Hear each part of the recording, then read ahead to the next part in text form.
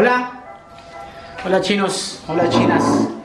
Teníamos que hablar entonces de las curvas cónicas, ¿no? Pero la empresa de energía eléctrica de Bucaramanga nos hizo un complot. Pero bueno, bien, vamos a hablar aquí rapidito de las curvas cónicas y un toque sobre las ecuaciones de las rectas en 3 dimensiones y sobre las ecuaciones de los planos, ¿listo? Entonces primero sobre las curvas cónicas. Ojo, son curvas, o sea, son figuras en 2 dimensiones, ¿listo? Las cónicas son básicamente 4 figuras: circunferencias, elipses, parábolas e hipérbolas, ¿vale?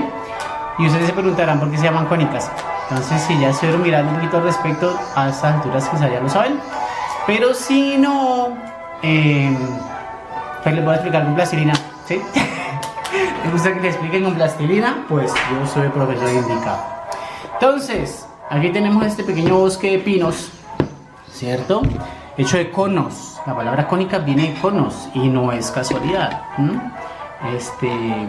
Coincidencia, no lo creo. Y es porque simplemente si tomamos un cono y le hacemos un corte recto, ¿listo? Traemos un machete y le hacemos un corte recto, las figuras que vamos a obtener con esos cortes rectos son las cónicas. Por ejemplo, si el corte recto es horizontal, le hago un corte horizontal, lo que vamos a obtener, ¿qué es? Una circunferencia, ¿sí o no? Fácil de imaginar, fácil de verificar. Si el corte ya no es, digamos, horizontal, sino que le hacemos un corte un poquito inclinado, entonces ahora van a poder ocurrir varios casos. Depende, ahí desde su perspectiva, fijémonos en este conito. A ver, saquemos los demás. Fijémonos en este. Ustedes ven esta línea aquí, ¿cierto? El borde. Si le hacemos un corte por el otro lado, puede ser que le hiciéramos un corte paralelo a ese borde, o que lo hiciéramos más inclinado hacia acá o más inclinado para el otro lado. Y en los 3 casos vamos a obtener cosas distintas. Primer caso, si lo hacemos más inclinado hacia acá. Si lo hacemos más inclinado hacia acá, el corte va a entrar por un lado y va a salir por el otro. Si fuera horizontal, circunferencia. Pero si es inclinado y entra por un lado y sale por el otro, la figura que nos queda va a ser más alargada en esta dirección de lo que es a lo ancho, ¿sí o no? Que es el caso que tenemos aquí. Aquí le boleamos el machete en esta dirección, ¡fua! Y el machete entró por este lado y salió por este otro. ¿Y qué nos queda? Una elipse, ¿sí o no? Una elipse porque nos queda más alargado en esta dirección de lo que está a lo ancho. Si hacemos el corte ahora paralelo, es este que está acá. Ustedes ven esta línea y ahora imaginen que hago aquí un corte paralelo a esa línea, ¿vale? Y lo que vamos a obtener es un corte que va, como va paralelo, va a seguir infinito y nunca va a salir del otro lado, ¿cierto? ¿Y qué vamos a tener acá? Ustedes lo están viendo, una parábola, ¿listo? Así se obtienen las parábolas también a partir del corte sobre un cono. Y finalmente, ¿qué pasa si no hacemos el corte ni paralelo ni inclinado hacia allá, sino que lo inclinamos un poquito de paralelo, lo inclinamos un poquito más hacia este lado? Entonces el corte no va a salir del otro lado, ¿cierto? Porque la inclinación no se lo va a permitir. Hacemos el corte y vemos algo parecido a una parábola también, pero esta no es una parábola. En realidad esto es la mitad de una hipérbola.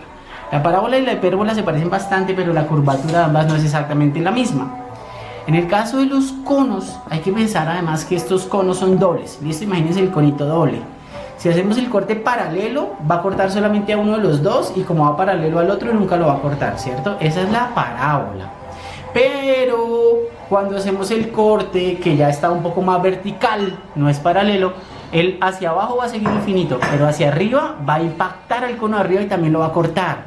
Y ahí vamos a acabar teniendo algo parecido a esto. Un corte en el cono inferior, otro corte en el cono superior. Parecen parábolas, pero no. Es una hipérbola. Y una hipérbola está compuesta de estas 2 mitades. Una hipérbola tiene siempre 2 partes. ¿Listo? No son 2 hipérbolas, sino una sola. Ese es el origen de la palabra cónicas. ¡Tadán! Listo, entonces vuelve y juega aquí con este dibujo de un cono. A eso lo vamos a llamar un cono de 2 mantos. ¿Listo? Un cono de 2 mantos cuando tenemos la mitad inferior y superior, pero se considera una sola figura en realidad. Pero ahora imaginemos que este cono es de papel. ¿Listo? No más hizo allá con la plastilina, sino a ver, por aquí una hojita de papel. Tenemos nuestro conito hecho en papel, ¿vale? Las 2 mitades, así como el cono de la crispeta, de los nachos, whatever. Tenemos nuestro cono de papel. ¿Para qué? Para que al cortarlo no pensemos en el relleno, sino solamente en la figura que se va a formar en el borde. ¿Sale? ¿Vale? Entonces, ¿qué pasa si al cono venimos y le pegamos un machetazo así? Horizontal. Si se lo mandamos horizontal, el corte que se va a formar es simplemente una circunferencia, ¿cierto? Visto desde encima, esto va a ser una circunferencia. Estoy suponiendo que el cono se llama un cono circular, o sea, un cono en el cual la abertura es igual de amplia en todas las direcciones. Algo como en este caso. Y más adelante vamos a descubrir los conos elípticos, que es cuando, por ejemplo, el cono está más ancho en una dirección que en otras, ¿sí? Pero no, supongamos que es un cono circular, entonces al cortarlo lo que tengo es exactamente un círculo, ¿cierto? Como unir por acá. ¿Listo? ¡Fum! Corte horizontal. Si el corte ya no es horizontal, sino que tiene un poquito de inclinación, nuestra inclinación de referencia va a ser ¿cuál? Esta, la inclinación del borde del cono, ¿listo? Entonces si cortamos con una inclinación que no sea paralela a la del cono, pero por ejemplo así, ese corte va a lograr entrar por un lado y salir por el otro. Y en ese caso, vamos a obtener elipses. El corte va a tener una forma más o menos de este estilo y claramente va a ser más largo en esta dirección que a lo ancho del conito, entonces vamos a obtener una elipse. ¿Listo? Tercer caso, ¿qué pasa si corto, si lanzo mi espada justamente paralelo a la inclinación del cono? Lo que vamos a tener es un corte de este estilo. En este lado va bajando así y da la vuelta y el corte va por el otro lado también y va a correr paralelo a la inclinación del cono, o sea que nunca lo va a volver a cortar. Allá arriba tampoco porque va paralelo, ¿cierto? Entonces nunca lo va a volver a cortar y lo que tenemos en este caso es una parábola. ¿Listo? En este caso habría hacia abajo, si hubiera hecho el corte en el cono superior obtendría una parábola que habría hacia arriba, ¿cierto? ¿Y qué pasa si no mando el corte paralelo? Sino que si hacemos el corte ahora con una inclinación un poco más vertical, digamos así, ya ustedes están viendo, en este caso el corte intersecta los dos conos del manto, tanto en la parte inferior como superior.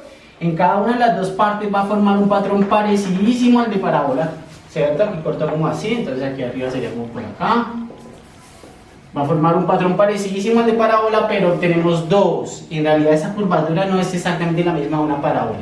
En este caso lo que estamos obteniendo es como algo de este estilo.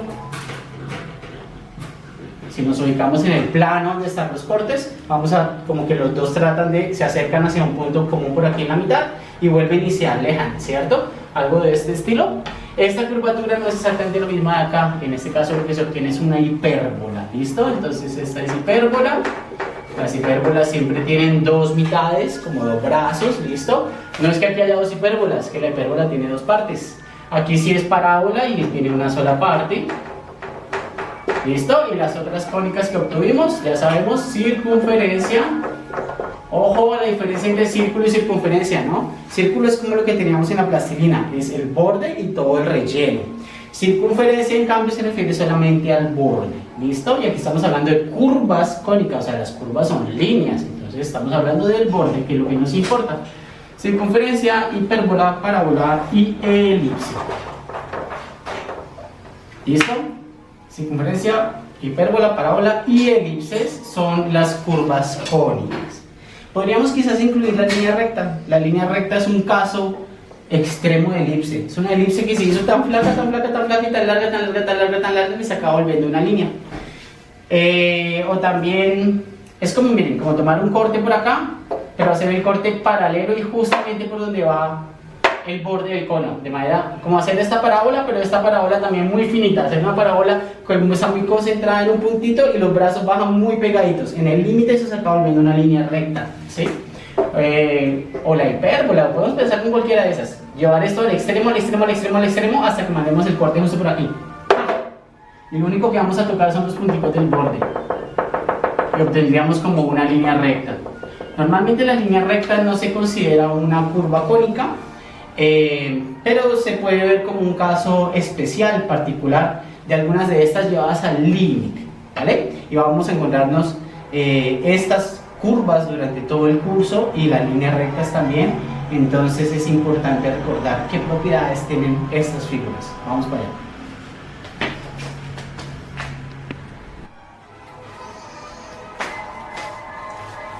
Listo. Pero imagínense ustedes que Esas curvas cónicas en realidad en matemáticas provienen de otras definiciones que apelan o que describen sus propiedades, ya sean propiedades muy específicas y propiedades muy bacanas. Hay una que es como con la que estamos más familiar, que es el caso de la circunferencia. Ojo a esta definición. Circunferencia, lugar geométrico de todos los puntos que equidistan de un punto específico llamado el centro. ¿Será que eso coincide con lo que nosotros tenemos en la cabeza por circunferencia? Porque nos dicen, venga, explique qué es una circunferencia. Bueno, como una figura que es así, que es igual, ¿cierto? Por todos los lados y tal. Pero lo podemos definir así, ¿no? Porque de niños seguro que a todos nos tocó en algún momento en el colegio quitarnos el cordón de un zapato para pintar una circunferencia. Haciendo algo de este estilo, ¿sí o no? ¿Qué es lo que hace el compás?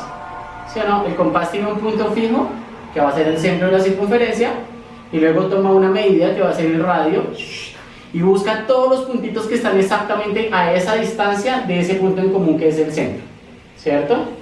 Todos estos puntos están exactamente a esta misma distancia, por eso es lugar geométrico de todos los puntos que equidistan de un punto en común llamado el centro, ¿sí o no? Pero ojo con una vaina, aquí estamos en el mundo 2D. ¿Qué pasaría si aplicamos la misma frase al mundo 3D? Lugar geométrico de todos los puntos que equidistan de un punto llamado centro. Entonces tomo este puntito y lo voy a llamar centro.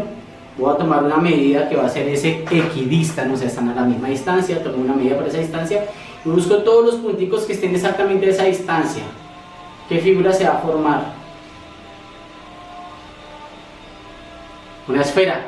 ¿Sí o no? Una esfera. Todos los punticos en una esfera están exactamente a la misma distancia del centro. Y esas van a ser las superficies cuádricas, que oficialmente es el primer tema del contenido de cálculo 3. Superficies cuádricas son la proyección al mundo tridimensional o la generalización de las curvas cónicas del mundo 2D. Así como aquí tenemos circunferencias, allá vamos a trabajar con esferas. ¿Listo? Así como aquí tenemos elipses, allá vamos a trabajar con elipsoides, que es como pensar como un huevo. ¿Vale? Y bueno, ya se van a enterar de lo demás.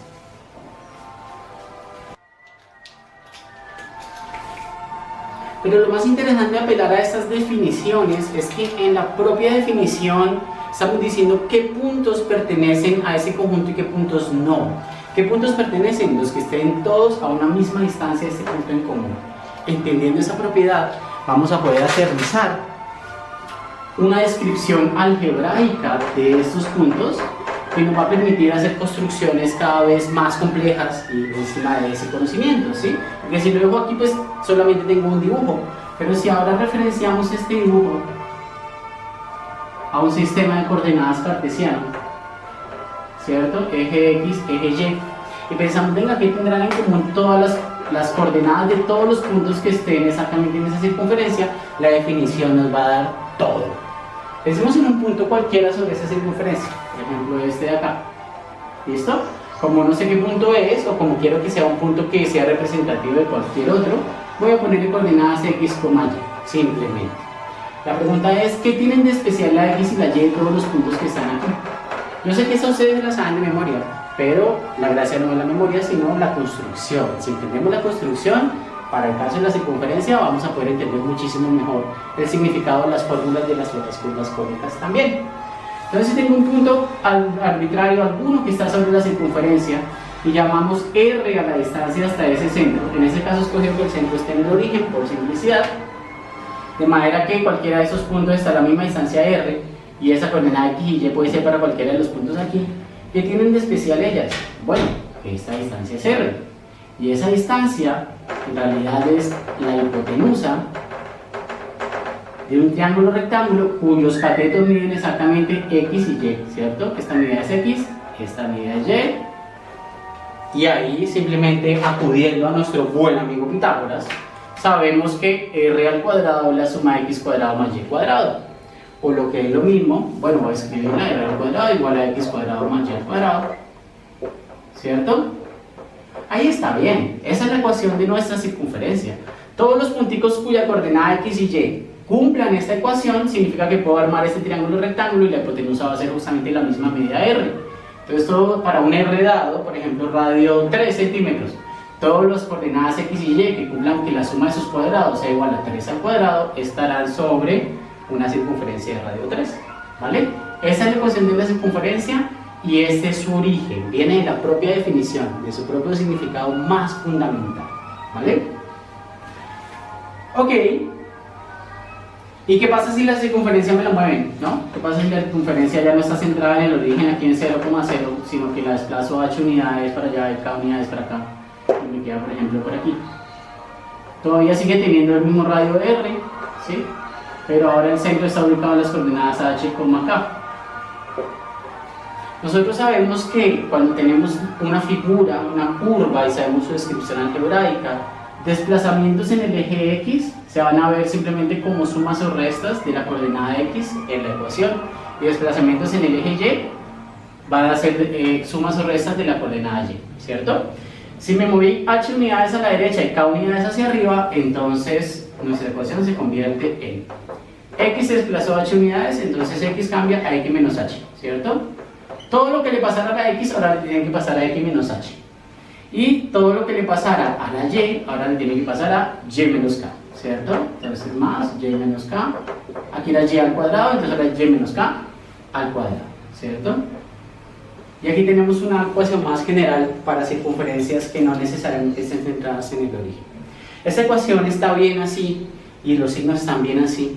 No importa si h es negativo. Si h es negativo quiere decir que la circunferencia se curva a la izquierda.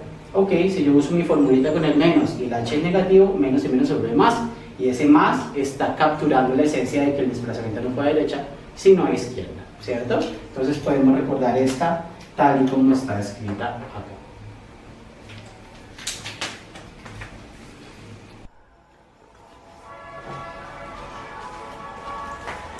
Bueno, ahora vamos a hablar de elipses. ¿Y cómo hablar de elipses sin dos tornillos y un pedazo de pita? No es posible. A ver, este pedazo de pita, vamos a ver cuánto mide. Aquí en el 0, aprox, ¿no? Aprox tiene unos 16, 17 centímetros. ¿Listo? Entre 16 y 17 centímetros tiene este pedazo de pita. Y lo que yo les puedo garantizar es que esta pita no es elástica, no se estira. ¿Listo? Entonces esos 16 o 17 centímetros los va a tener siempre, no importa que yo la doble, que yo la curve, va a tener esa misma longitud, ¿vale? Y ahora vamos a tomar esa pita y vamos a engancharla aquí a estos tornillitos, que los voy a asegurar en la tabla. Vamos a ver, nunca he hecho esto antes frente a las cámaras. Qué nervios. Pero yo creo que va a resultar. Entonces engancho ahí un extremo de la pitita, el otro con el otro tornillo, pero no lo voy a dejar templada, sino que lo voy a dejar sueltica, ¿vale? Vamos a dejarla sueltica. Ojalá me quepa todo en la cámara, ya vamos a ver si nos ajustamos. Listo, miren, ahí están los dos tornillos fijos y la cuerdita. ¿Todavía mide 16.5 centímetros? Sí, todavía. Ni le sumamos ni le quitamos. ¿Listo? Simplemente dejamos sus extremos fijos. Y ahora voy a tomar este lapicero y voy a templar la pitita y voy a irlo moviendo mientras la pita está templada. Oh, no, problemas técnicos. Vamos a ver. Si no, me toca llamar al fabricante para que me cambie por garantía. Me cambie por garantía este sistema.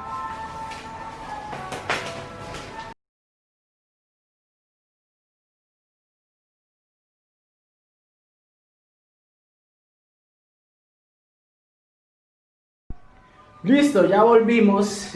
Volvimos con refuerzos. Les presento al señor destornillador. Entonces volvimos con refuerzos. Vamos a asegurar bien esto aquí. Uy, nos llaman.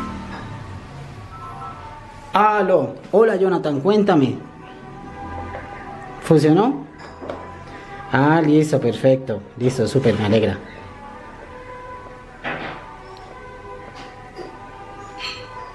Ajá. Sí, entiendo. Listo. Listo, re bien. Estoy aquí grabando un video para mis estudiantes de cálculo 3. ¿Les quiere mandar un saludo? Pero lo pongo en altavoz para que los salude. Ya. Claro que sí, bueno, nada, cálculo 3 es de las materias más importantes porque se utiliza para todo. O sea, imagínense que uno jamás en la vida va a trabajar con una sola variable. Entonces, nada, ponerle empeño porque si no aprenden cálculo 3 están jodidos. Listo, ya oyeron, ¿no? A ponerse las pilas, pues. Vale, compa, gracias. Entonces nos hablamos. Chao, chao. Listo. No, Jonathan. Vale, entonces ahora sí tenemos nuestro sistema de alta tecnología. Esto ustedes no lo van a creer, pero esta vaina es lo que usa la NASA. Tenemos nuestro sistema de alta tecnología. La pitita sigue midiendo 16 centímetros. Creo que se acortó un poquito porque como me tocó volver a hacer el nudo, pero bueno, el punto es que lo que mide, mide. ¿Listo? Ella no cambia de longitud.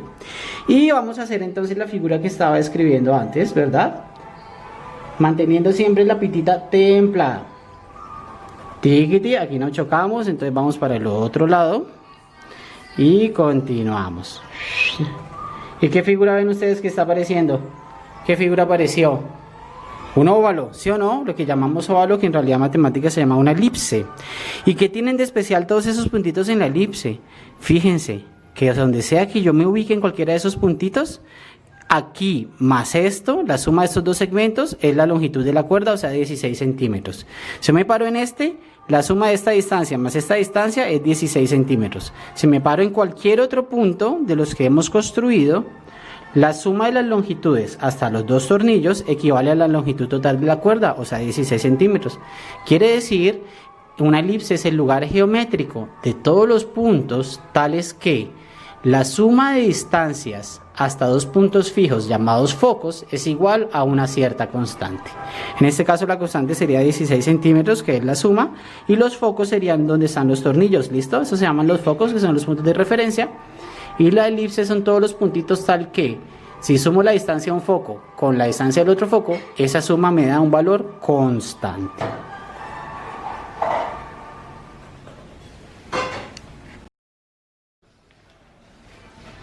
Listo, y nomás con esa definición tan clara, tan sencilla, ya podemos construir una ecuación para la elipse que nos va a permitir como explorar mejor sus propiedades y profundizar y construir más cosas encima de ese concepto. Entonces pensemos en un plano coordenado cartesiano con ejes X y Y, ¿listo? Y supongamos que esos son los focos, ¿vale? Esos son los focos. Vamos a decir que la distancia de estos dos focos es, por ejemplo, c unidades, de manera que este foco está ubicado en la coordenada c,0, ¿sí? Aquí hay c unidades, aquí también, o sea, aquí este está en el punto menos c. ¿Vale? Pongamos las dos coordenadas, simplemente su ubicación en el eje X, c unidades menos c unidades, ¿listo? Y tenemos nuestra cuerdita, nuestra distancia de base, digamos que por aquí nos da un punto y empezamos a mover la cuerdita y se va formando la elipse, ¿vale? Se forma nuestra elipse, ¿cierto? Vamos a darle nombre a estas medidas, ¿vale? A estas medidas. Se supone que la elipse debería haberme quedado simétrica, ¿no? Parece un poco chueca, vamos a mejorarla un poquito. Esa está un poquito más bonita, ¿no? Un poquito, no tanto, pero bueno. Para el gasto, aguarda, ¿no? Listo, ahí está nuestra elipse. Vamos a darle nombres a estas medidas. Entonces, los vallenatos son por cortesía de mi hermano. Creo que ya le bajaron, gracias. Entonces vamos a darle nombre a estas medidas. Supongamos que aquí hay B unidades, ¿listo? Entonces aquí hacia abajo también habría B unidades, o sea, este punto sería menos B. Y aquí vamos a decir que aquí hay A unidades, ¿listo? Desde el origen hasta aquí hay A unidades, entonces aquí también hay A unidades, o sea, este punto sería menos A. ¿Vale? Vamos a tratar de encontrar alguna relación entre la coordenada X y la coordenada Y, que esa relación se cumpla para todos los puntitos sobre la elipse, y así habremos encontrado la ecuación de la elipse. ¿Cómo lo logramos? Tomamos un punto cualquiera, un punto general, ¿sí? General, arbitrario sobre la elipse, y le damos nombre X, Y. Siempre el procedimiento es el mismo. No sabemos todavía qué cumple la X y la Y, así que simplemente le damos ese nombre. Y luego apelamos a la definición. ¿Qué nos dijo la definición? Que la suma de la distancia hasta un foco con la distancia sumada hasta el otro foco, esta suma es igual a un cierto valor constante, ¿verdad? Eso fue lo que propusimos como definición de elipse. Bueno, ¿cuál es la distancia hasta este foco, digamos? Hasta este que está más cerquita. Pues simplemente completamos aquí el triángulo rectángulo, ¿verdad? ¿Cuánto mide este cateto pequeñito? Pues hombre, si aquí hay X unidades, pues esa coordenada es X. Aquí hay X unidades y aquí hay C unidades, entonces este cateto pequeñito mide X menos C, ¿cierto? X unidades menos C unidades me queda X menos C. Y este cateto mide Y, ¿cierto? De modo que esta primera distancia sería igual a la raíz cuadrada de la suma de los catetos al cuadrado. Pitágoras. Pitágoras una y otra vez porque estas definiciones todas apelan a distancias. Entonces siempre que necesitamos distancias en el mundo del plano cartesiano o en el mundo tridimensional también con X, Y y Z, es puro Pitágoras. Entonces listo, esta primera longitud sería raíz de, ahora tenemos que sacarle raíz porque no es la suma de las longitudes cuadradas, es la suma de la longitud. Y el teorema de Pitágoras me dice que este cuadrado es igual a la suma de estos cuadrados. O sea, la suma de X menos C cuadrado más Y cuadrado. Pero esto me daría la hipotenusa al cuadrado, luego le saco raíz para tener solo la longitud de la hipotenusa. Esto mide esta primera distancia. Y ahora tenemos que sumarle la otra. ¿Cuánto mide la otra? También va a ser una raíz por Pitágoras, ¿cierto? Pero esa raíz, que es para hallar esta hipotenusa tengo que mirarla es en este triángulo equilátero, perdón, este triángulo rectángulo más grande. En este triángulo rectángulo más grande, este cateto mide Y. ¿Y este cateto cuánto mide? Pues, hermano, si aquí hay C unidades y aquí hay C unidades, o no, si aquí hay C unidades y hasta acá de una vez hay X unidades, ¿cierto? Porque esa es la coordenada X, entonces aquí hay X unidades y aquí otra C, la suma de ambas es X más C. Entonces tenemos el primer cateto mide X más C, pero va al cuadrado, que sería todo este cateto, más este cateto al cuadrado, que otra vez es Y.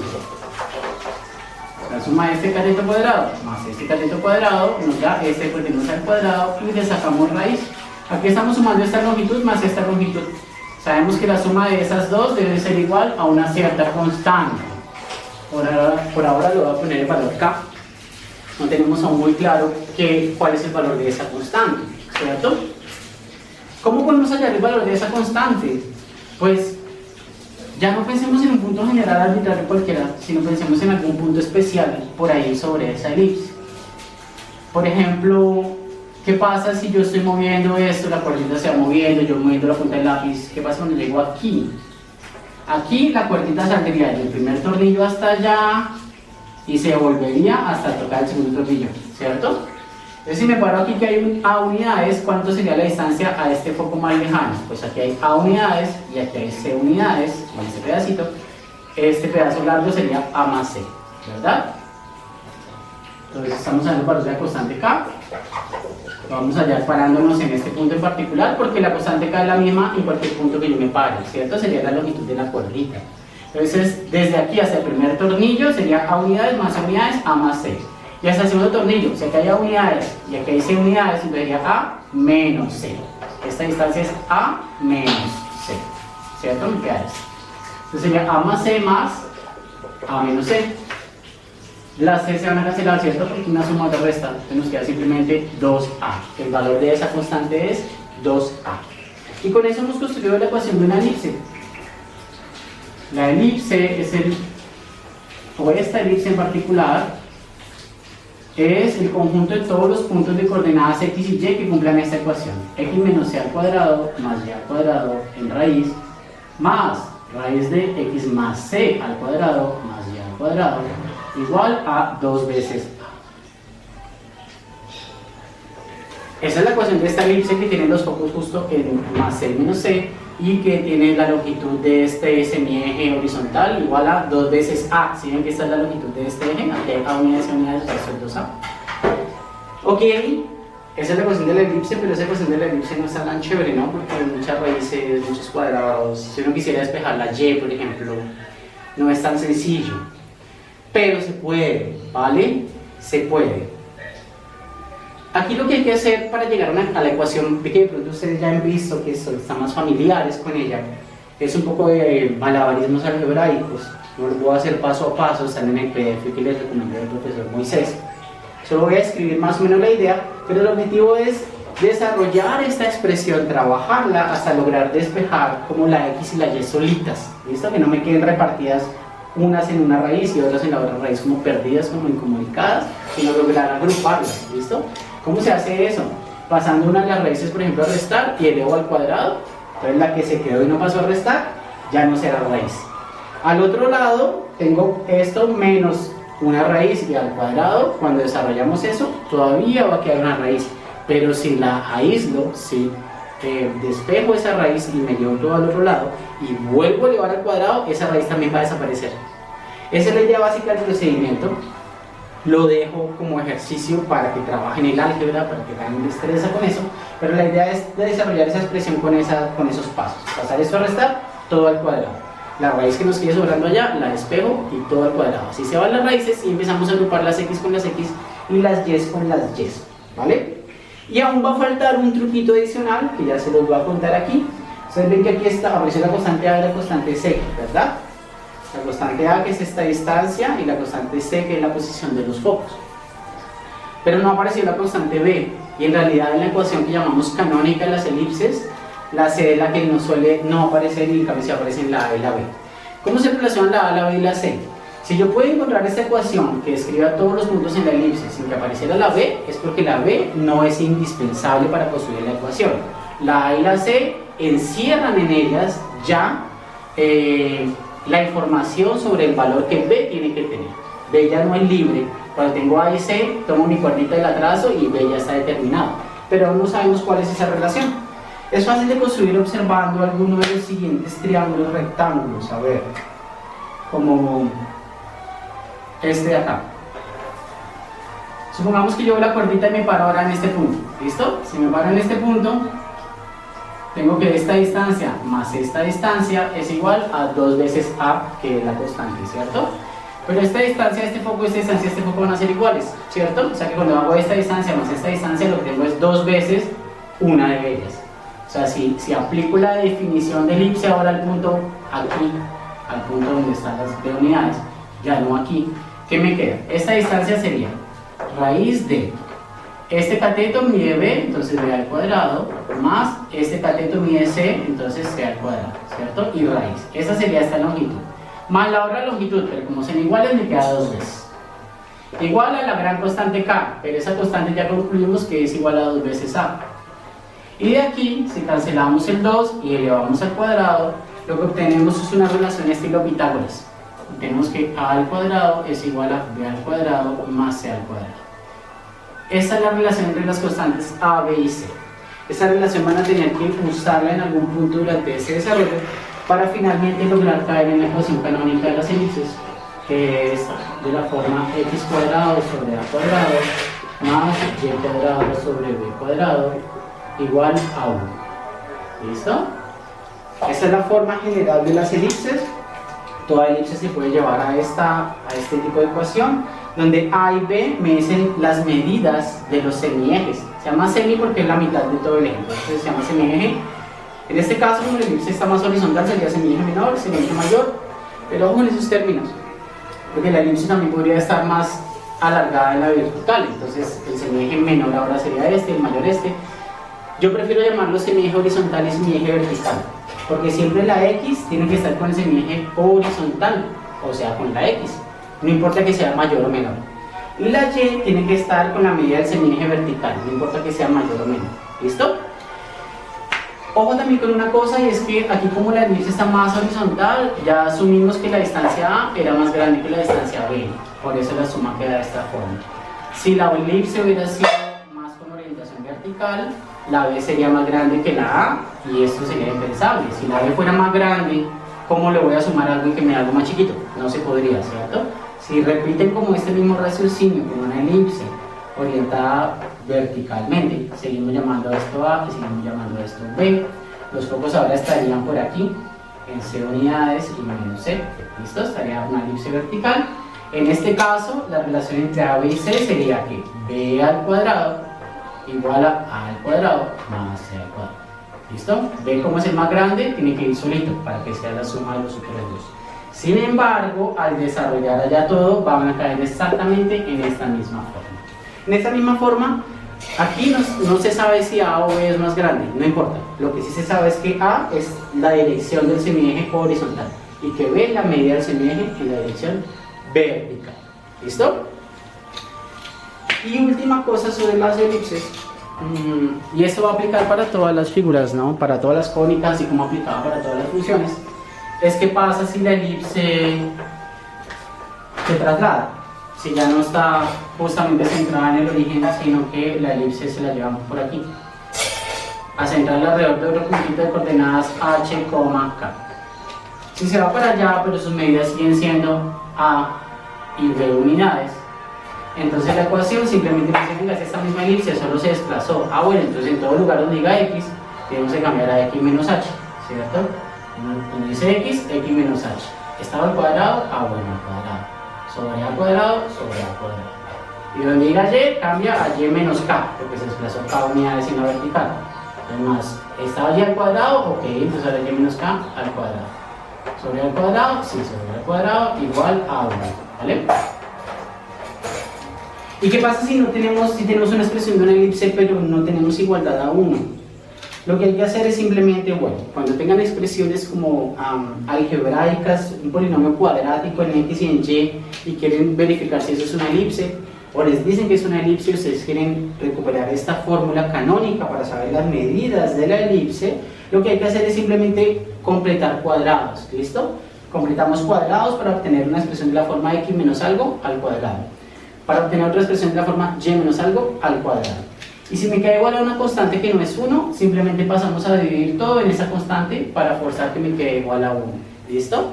Si hacemos eso, entonces ya tendremos la forma canónica y esos numeritos que obtengamos acá y acá nos dicen simplemente a qué posición se desplazó el centro de la elipse, y los numeritos que obtengamos abajo, pero sin el cuadrado, ¿cierto? O sea, sacamos el cuadrado y el numerito sin cuadrado serán las medidas de esa elipse en la dirección horizontal y vertical, ¿vale? Voy a mostrar esto con un pequeño ejemplo.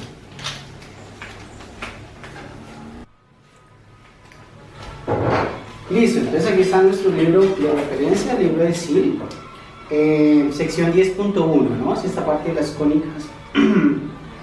Dice, sobre elipses, por aquí.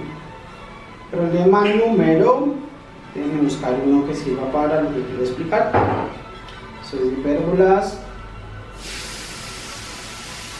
Parábolas, estos son de elipses. Encontrar el foco, el centro y los vértices de la siguiente elipse. 25x, no sé si este se lo puse tarea, mejor cojo uno que, a ver, el 37. Dice x cuadrado más 3y cuadrado más 18y más 18 igual a 0. ¿Cómo sabemos que es una elipse? Porque tanto la coordenada x como la coordenada y aparecen al cuadrado. ¿Listo? Vamos prestando atención a esos detalles. Ambas están al cuadrado y ambas tienen el mismo signo. Ojo, 77 es simplemente el número del ejercicio. Cuadrados sumando, ambos con el mismo signo, eso es una elipse. O podría ser una circunferencia si ambos tuvieran el mismo coeficiente, ¿cierto? Porque la circunferencia de x y y, el tamaño de la circunferencia es igual en esta dirección y en esta. Entonces, si yo estiro la x, debo estirar la y igualmente. En una elipse es como tener una circunferencia y estirarla solo en una dirección. Eso se ve representado aquí en un coeficiente distinto para la x y la y. Una de estas dos se estiró y la otra no. ¿Listo? Ok, entonces cuadrados con el mismo signo y diferente coeficiente, eso es una elipse a la fija. ¿Cómo encontramos el centro, focos, semiejes? Como les decía, tenemos que lograr factorizar de la forma x menos h al cuadrado sobre a cuadrado más y menos k al cuadrado sobre b al cuadrado. Y dejar esto igual a 1. ¿Listo? Tenemos que llegar a una expresión de esa forma. La x, bueno, la x está solita, ¿no? No hay más, así que con la x nos fue bien. X cuadrado ya está en esta forma. Por ahora, los numeradores. Ahora la y, aquí sí tenemos que completar cuadrado porque hay factor y cuadrado, pero también hay y solito, ¿listo? Entonces nos toca juntarlos y completar cuadrados. Pero para ese proceso, para que ese 3 no estorbe, lo ideal, pues lo que yo recomiendo, como yo lo hago, pero cada quien tiene su método, es primero sacar el factor como un 3, ¿listo? Porque nos queda más fácil completar el cuadrado. Entonces nos queda 3 factor de y al cuadrado más aquí está 18y. Como hay un 3 afuera, entonces aquí dentro solo necesito el 6, ¿no? El 3 por 6 es 18. Entonces 6y. ¿Listo? Este más 18 lo dejamos por ahora ahí, no hacemos nada. Necesitamos completar un cuadrado aquí, recordando que la suma de dos números al cuadrado, a más b al cuadrado, es el primero al cuadrado más dos veces el primero por el segundo más el segundo al cuadrado, ¿cierto? Ya sabemos que el primero al cuadrado es y cuadrado, o sea, queremos expresar eso como y más algo, esto es lo que estamos buscando, y al cuadrado, ¿cierto? Este 3 va a quedar afuera, esta x cuadrado está aquí. Vamos a ver qué hacemos aquí. Queremos factorizar eso como y más algo y luego que eso estuviera al cuadrado para que tenga esta forma. Sabemos que el signo va a ser de suma porque aquí es suma, ¿no? Si aquí hubiera resta, esto se convertiría en resta, ¿verdad? Listo, entonces el primer número es y porque salió y al cuadrado. O sea, como aquí estaba el primer número a, salió al cuadrado. Y lo siguiente es, este 2 siempre va 2 veces el primero por el segundo. Entonces esto es como si fuera 2 veces 3 por y, ¿cierto? Entonces 2 de la fórmula, 2 veces el primero que es y por el segundo. Entonces el segundo que necesito es un 3. O sea que aquí necesito más 3 y eso al cuadrado, ¿cierto? Pero para completar cuadrado yo no puedo simplemente meter una cantidad de forma arbitraria porque se me desestabiliza mi ecuación, ¿no? Una ecuación es una balanza que está en equilibrio y si yo llego y le meto algo extra, ese equilibrio se va a perder. Entonces, si le meto algo extra por un lado, tengo que sacárselo por otro para que la igualdad se mantenga, ¿verdad? Entonces, para estar seguros, si tenemos que sumar o restar una cantidad adicional, evaluemos o verifiquemos cuál sería el resultado de esta operación. El resultado de este cuadrado sería el primero, y cuadrado, más 2 veces 3 por y, o sea, más 6y, o sea, lo que ya estaba. Pero también saldría más b al cuadrado, ¿cierto? En este caso b sería 3, entonces saldría más 3 al cuadrado de más 9.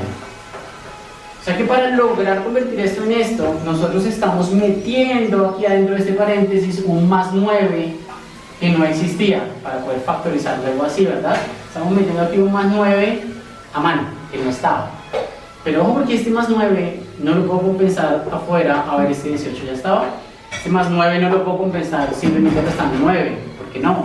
Porque este 9 lo estoy metiendo aquí dentro del paréntesis para la factorización, pero ese paréntesis está multiplicado por 3. O sea que cuando yo meto más 9 aquí, ese 9 por 3, lo que estoy sumando en el global es más 27. Así que afuera debo restar 27 para que mi ecuación siga en equilibrio. O lo que es lo mismo, podría sumar 27 al otro lado. Si estoy sumando 27 acá, sumo 27 al otro y la balanza se mantiene, ¿verdad? O también sumo 27, resto 27, no hice nada, entonces mi igualdad se preserva. Listo, ahora cogemos todo lo que haya sobrado y lo llevamos al otro lado. Entonces nos queda como simplemente x cuadrado más 3 veces y más 3 al cuadrado igual a 18 le resto 27, me queda menos 9, pero como pasa al otro lado pasa a ser 9 positivo, ¿cierto? Y como la ecuación de las elipses yo quiero igual a 1, no igual a 9, lo que hacemos es pasar a dividir el 9, ¿listo? Entonces nuestro último truco algebraico es pasar a dividir el 9 y expresar esa misma fórmula de ahí, pero expresarla para que tenga esta cara. Entonces x cuadrado ya tiene esta cara y vamos bien. El 9 pasó a dividir, o sea que este me quedaría dividido en 9, pero no voy a escribirlo así, voy a escribir dividido en 3 al cuadrado, que es lo mismo, ¿sí o no? ¿Por qué? Porque yo quiero a al cuadrado. Más, aquí tengo y más 3 que está al cuadrado, ok, y más 3 al cuadrado.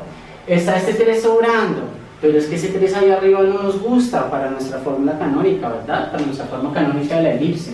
Entonces ese 3 mejor me lo voy a agrupar con el 9 que vino a dividir. Aquí este 9 vino a dividir, ¿verdad? O sea que eso nos quedaría sobre el 9, ¿verdad?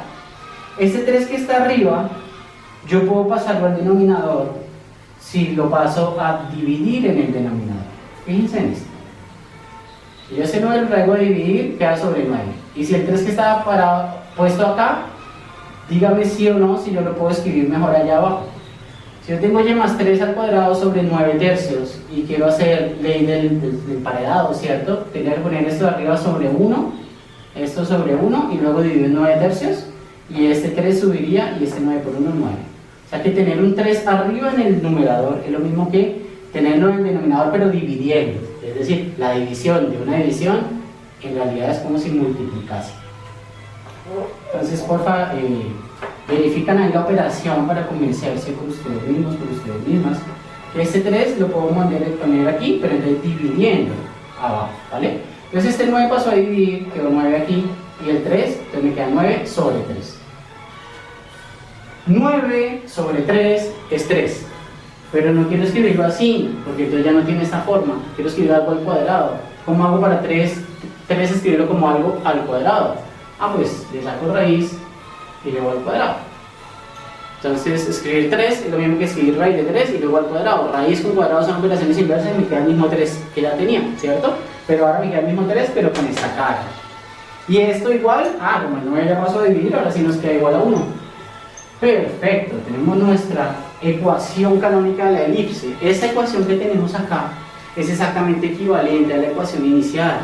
Lo que hicimos fue jugar con la cara de esa ecuación, ¿cierto? Jugar con los términos algebraicos, pero nunca desestabilizamos esta igualdad.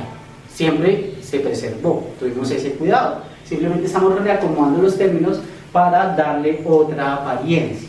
Y con esta apariencia ya podemos decir que el centro de esta elipse, el centro está ubicado en,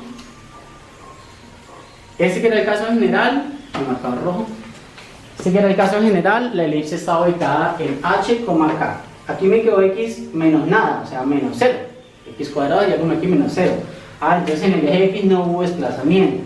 El centro está ubicado en 0, y en el eje y, si lo desplazaba k unidades, era menos k. Como quedó más 3, es porque le resté menos 3, ¿cierto? O sea, se desplazó 3 unidades, pero hacia abajo.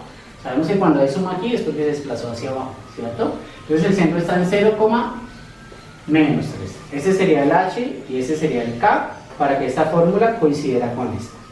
Y las medidas de la elipse, aquí están. El semieje horizontal, que sería A, mide 3 unidades, y el semieje vertical, que sería B, mide raíz de 3 unidades, ¿cierto? Y con eso ya la podríamos pintar. A ver, nos queda mucho espacio aquí, vamos a abrir un poquito de espacio.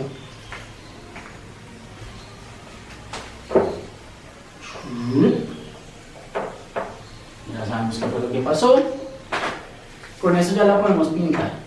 Nuestra elipse tiene el centro en 0, menos 3 unidades. Ya, entonces voy a hacer mejor los ejes aquí. 0, menos 1, menos 2, menos 3. Aquí está el centro, Y las medidas son, en el semieje en X mide 3 unidades, o sea, hacia allá mide 1, 2 y 3, y hacia la izquierda también, 1, 2 y 3. Pasa por este punto y por este punto. Y en el eje Y tiene raíz de 3 unidades en ese semieje vertical, entonces raíz de 3 es más de 1 pero menos de 2, entonces como por aquí digamos que aquí hubiera raíz de 3 unidades, ¿listo? Y hacia abajo también raíz de 3 unidades.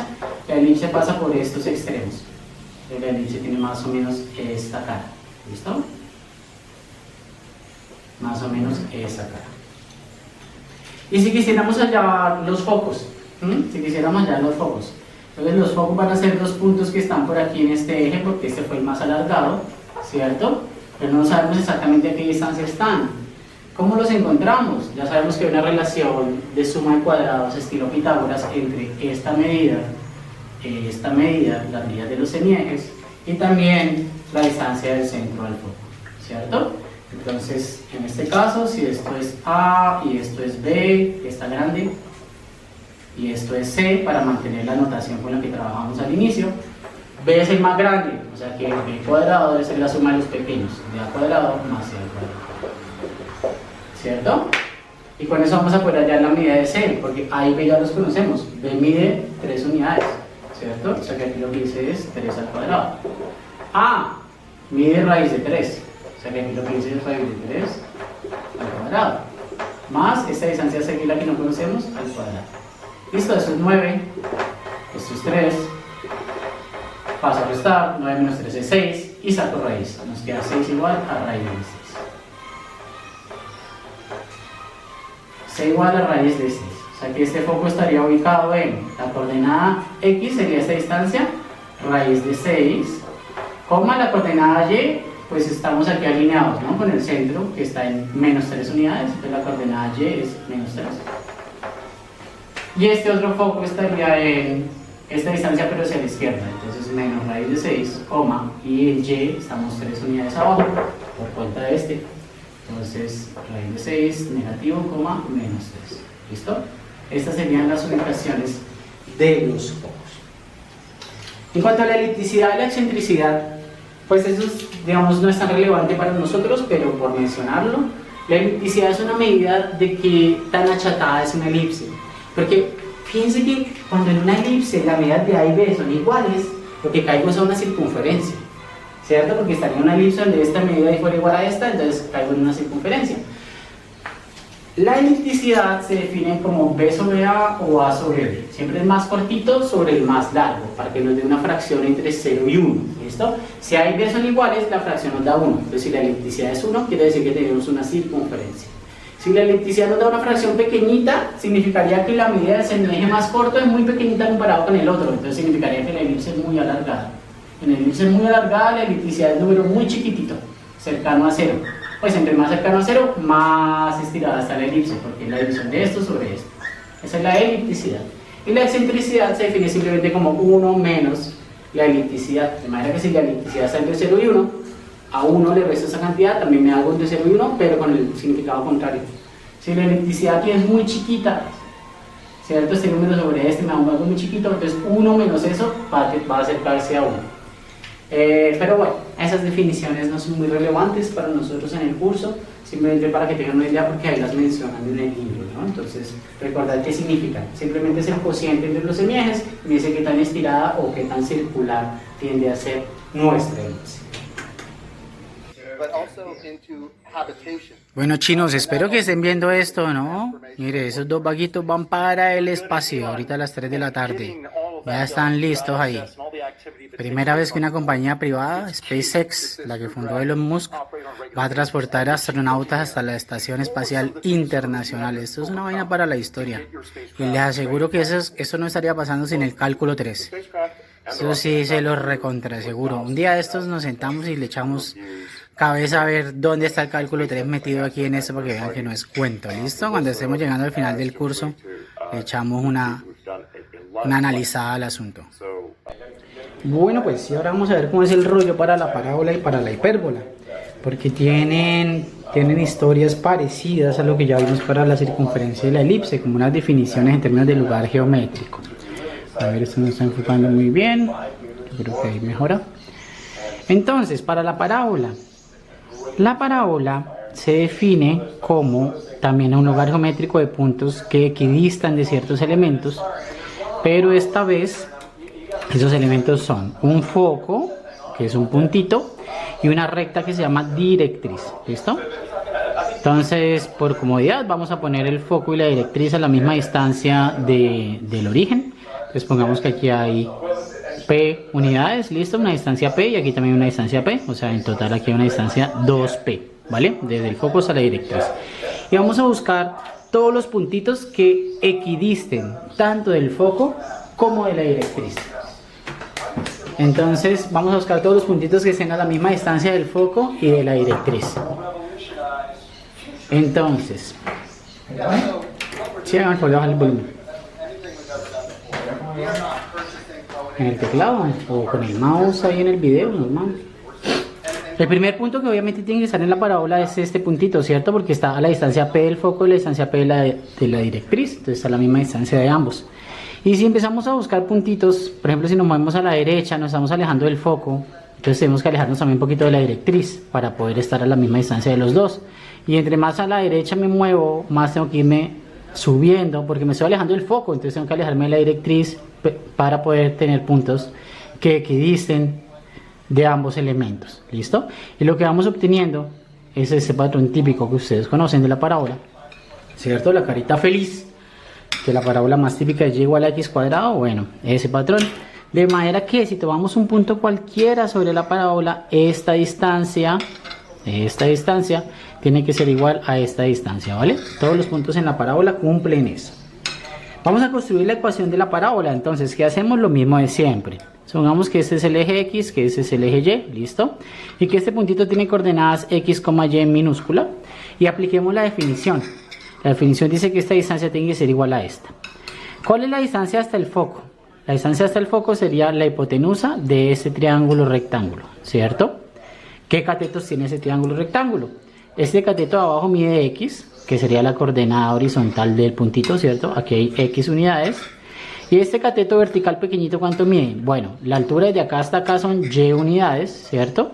Y la altura desde acá hasta acá son p. O sea que tengo y menos p, me queda el pedacito. Este pedacito cortito mide y menos p. ¿Listo? Si este cateto mide x y este mide y menos p, la longitud de la hipotenusa sería raíz de x cuadrado más y menos p al cuadrado, ¿cierto?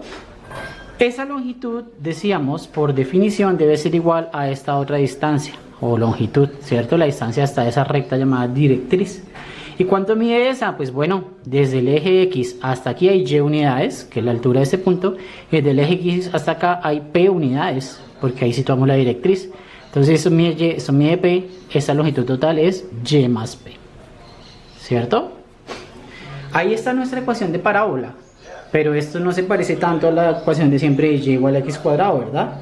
¿Por qué no? Porque una ecuación puede tener muchas caras, entonces hay que empezar a manipular esta expresión un poquito. Si elevamos por ejemplo aquí al cuadrado, nos deshacemos de la raíz, aquí nos sale y cuadrado más p cuadrado más 2 veces p por y, y ahí ustedes empiezan a agrupar los términos de las y con los de las y, de las x con las x pues no hay más porque solo hay este, y van a acabar cayendo. Les propongo por favor que lo hagan como ejercicio, desarrollar el álgebra de esto para ir eliminar la raíz, ir agrupando las y. Van a acabar llegando a algo de este estilo. Y al cuadrado igual a 4 veces p por y. ¿Listo? Perdón, no. X cuadrado. X cuadrado igual a 4 veces p por y. Y miren que ahora esto sí se parece a la ecuación clásica de una parábola que todos conocemos. Y igual a x cuadrado, ¿cierto?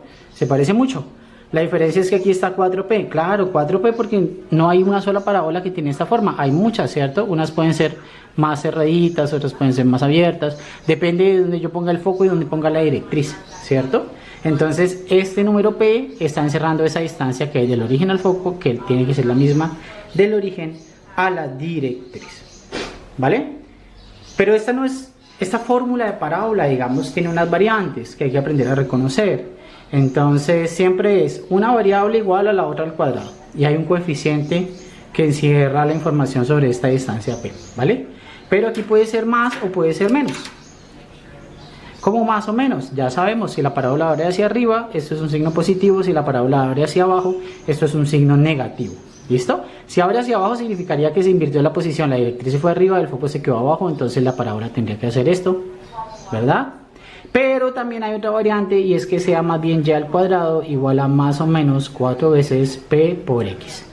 ¿Qué significaría una parábola con esta forma? Que ya no tengo y igual a x cuadrado, sino x igual a y al cuadrado. Quiere decir que la x está controlada por el cuadrado de la y, o sea que ya no vamos así, sino que ahora el papel ha intercambiado de papeles las coordenadas x y y, o sea que ahora nuestra parábola abre hacia los lados. ¿Listo? Una parábola con esta forma sería una parábola donde si este es el eje x y este es el eje y, la parábola está abriendo hacia un lado.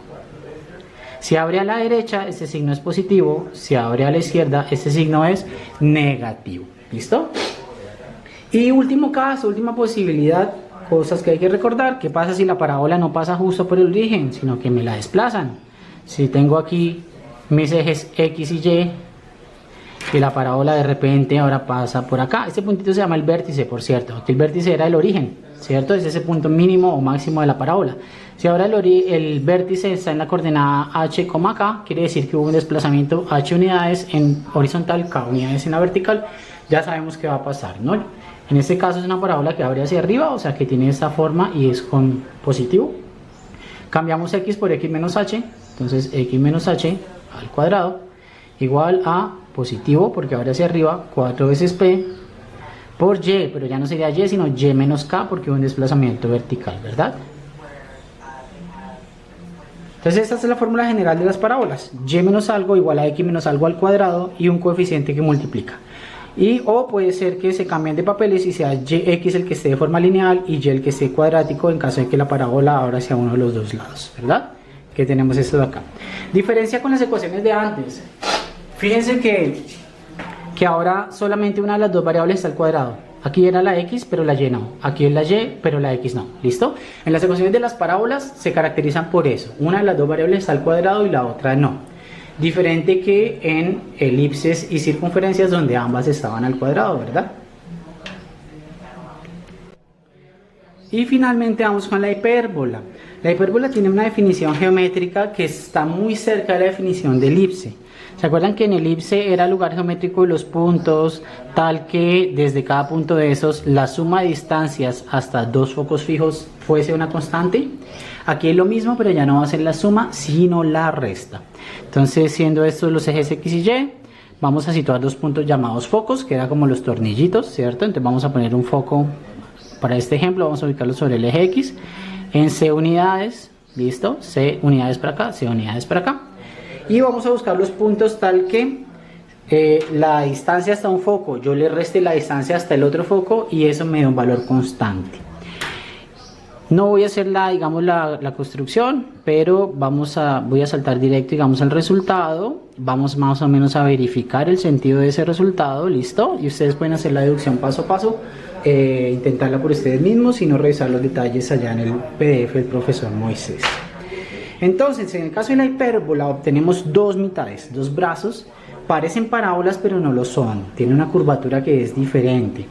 En particular, fíjense que como que aquí es muy curva, pero luego eso parece que se van convirtiendo casi en líneas rectas. Y de hecho en el infinito tienden a volverse líneas rectas, es como una especie de asíntota, ¿listo? En este caso aquí están los focos, C menos C, la distancia A ahora va a ser desde el origen hasta tocar la parábola, o sea que ahora A está aquí. ¿Listo? A es, y aquí sería menos A, ¿vale? Y la distancia equivalente B, ya les voy a mostrar dónde está. Pero primero les voy a mostrar la ecuación de esta parábola, de esta hipérbola.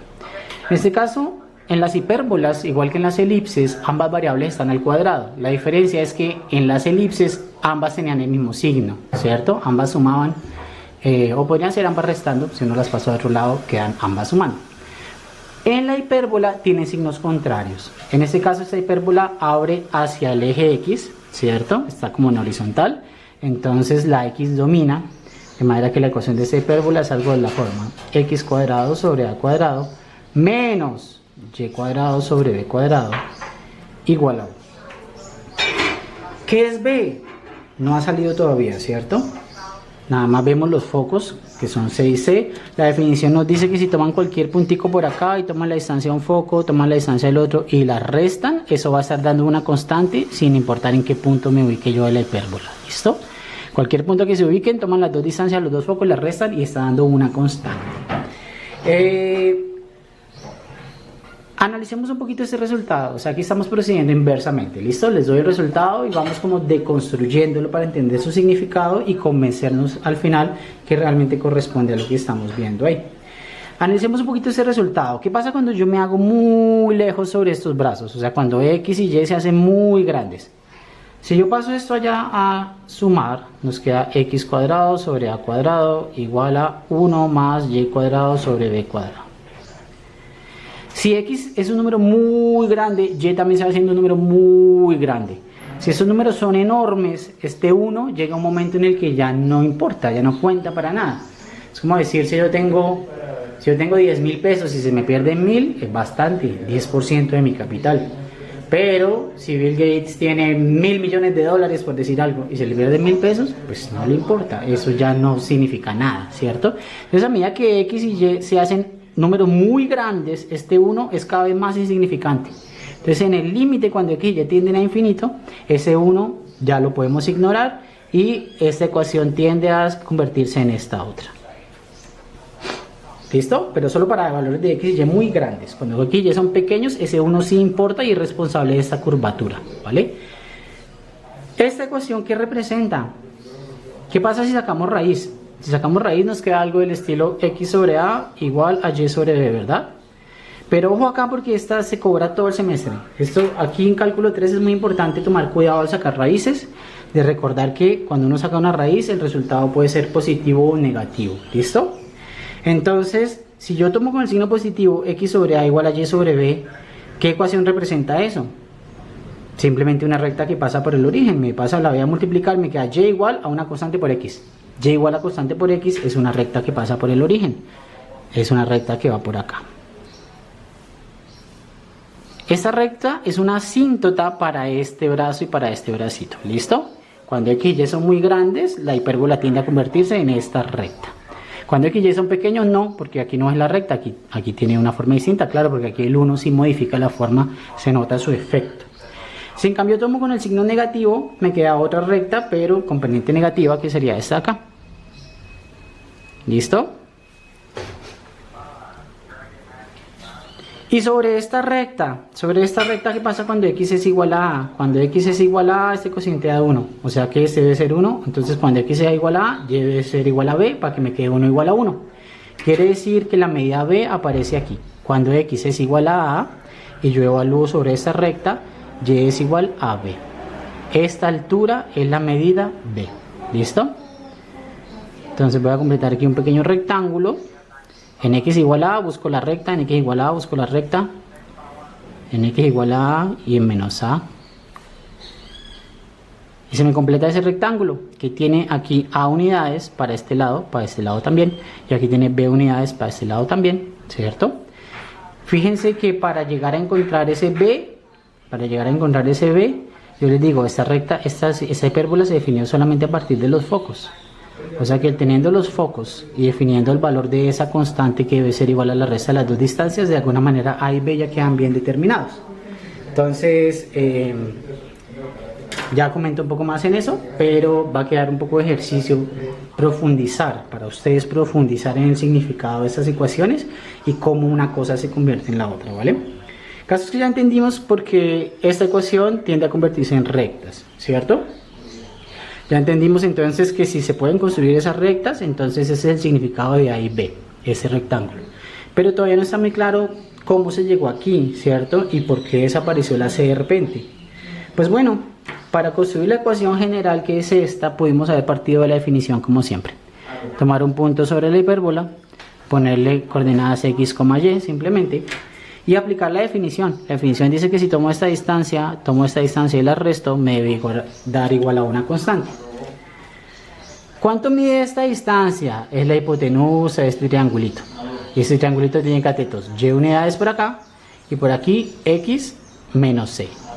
Entonces esa longitud es raíz de y cuadrado más x menos c al cuadrado. ¿Listo? Hasta aquí mide x, hasta aquí mide c, entonces este pedacito mide x menos c y ese mide y. Entonces sacando la hipotenusa acá, es la suma de los cuadrados de los catetos en raíz, sería esta distancia. ¿Y esta distancia qué sería? Sería otra hipotenusa, pero ahora en este triángulo mucho más grande, ¿cierto? Entonces esa sería raíz de. ¿Este cateto cuánto mide? Otra vez y. Por ahí estamos easy. ¿Y este cateto cuánto mide? Pues si del origen hasta aquí hay x unidades, porque es la coordenada del puntito.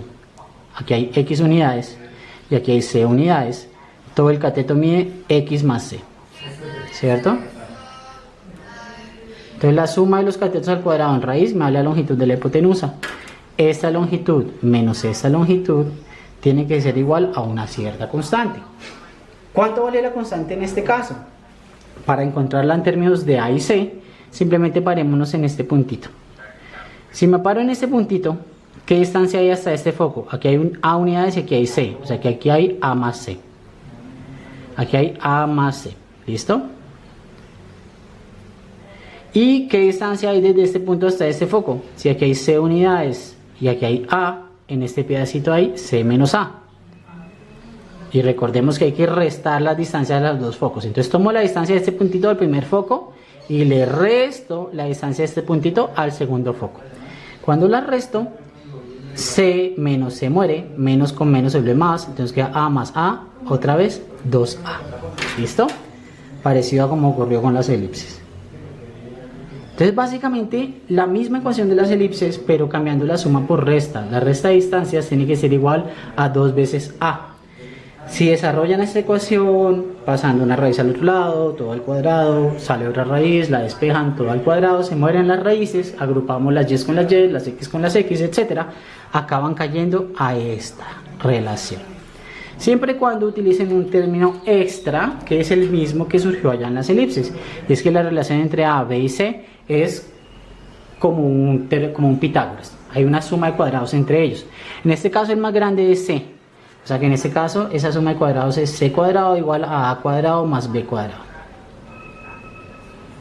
¿Listo? A cuadrado igual a C cuadrado, perdón, C cuadrado igual a A cuadrado más B cuadrado. Entonces, desarrollando todo esto y en algún punto sustituyendo C cuadrado por esto, pueden llegar a deducir esta relación de acá. ¿Listo? Que es nuestra ecuación canónica para las hipérbolas. Y obviamente si la hipérbola se desplaza, que este puntito central ya no está en el origen, sino en coordenada h, k, pues ya sabemos correspondientemente qué va a ocurrir con la x y la y, ¿cierto? Restamos x menos h y y menos k. También hay que tener en cuenta que no todas las hipérbolas están orientadas abriendo en el eje x. Una hipérbola podría abrir hacia el eje y, o sea, algo de este estilo. Hipérbola así y así. En ese caso, simplemente se cambia el rol entre x y y. O sea, tengo resta de cuadrados. El que esté positivo, manda. ¿Listo? Si el que está positivo es x, quiere decir que la hipérbola abre hacia el eje x. Si estuviera positivo el y x restando, significaría que la hipérbola abre hacia el eje y.